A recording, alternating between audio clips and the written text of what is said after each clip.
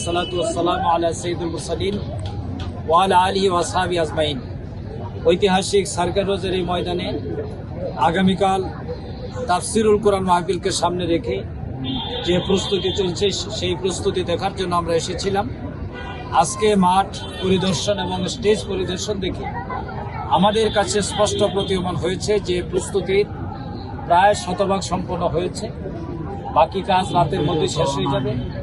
আগামীকাল সকাল থেকেই এখানে ঐতিহাসিক তাফসিরুল কোরআন মাহফিলের কার্যক্রম আনুষ্ঠানিকভাবে শুরু হবে ইনশাআল্লাহ।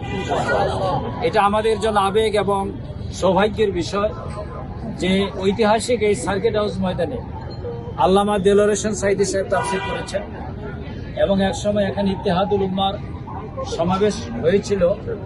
সেই সমাবেশটি আমরা তখন শুধু আমরা দেখেছি যে বিশাল মাঠ অর্ধেক থাকা অবস্থায় স্টেজ করা হয়েছিল, বাকি অংশ ভরেছিল। এখানে 4 দলীয় জোটের সমাবেশ হয়েছে। আগামীকাল কোরআনের ডাকে কোরআনের তাফসীর শোনার জন্য লাখো জনতা এখানে সমবেত হবেন। আমরা এই তাফসীরুল কোরআন মাহফিলের সফলতা কামনা করি, সেই সাথে আরও কামনা করি এই কোরআনের তাফসীর শোনার মাধ্যমে এই অঞ্চলের মানুষের মধ্যে ইসলামী মূল্যবোধ এবং আল কোরআনের চেতনার উন্মেষ ঘটবে। মানুষ কোরআনের ভিত্তিতে একটি সমাজ, একটি রাষ্ট্র প্রতিষ্ঠার জন্য এগিয়ে আসবে। কোরআনের এই মাহফিল কোনো দলের নয়, এটা সকল দলের।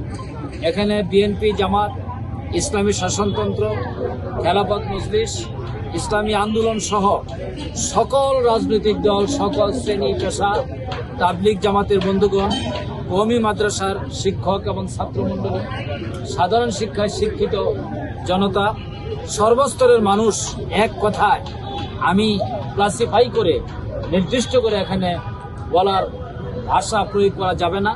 বিশাল ব্যক্তি এবং তাফসীর মাহফিল বিশাল এবং ব্যক্তি লাভ করবে ইনশাআল্লাহ। আগামীকাল সকাল থেকে আপনারা দলে দলে কোরআনের এই মাহফিলে যোগদান করবেন এবং আমরা প্রমাণ করব যে দল, মত, জাতি, ধর্ম নির্বিশেষে কোরআনের জন্য, কোরআনের সমাজ প্রতিষ্ঠার জন্য এবং কোরআনের আলোকে একটি রাষ্ট্র বিনির্মাণের জন্য আমরা সকলে ঐক্যবদ্ধ। আল্লাহ রাব্বুল আলামিন আমাদের সকল প্রচেষ্টা কবুল করুন। যারা এই আয়োজন করেছেন তাদেরকে আল্লাহ তাআলা কবুল করুন, তাদের প্রচেষ্টা কবুল করুন আল্লাহ, আমিন। আসসালামু আলাইকুম ওয়া রাহমাতুল্লাহি।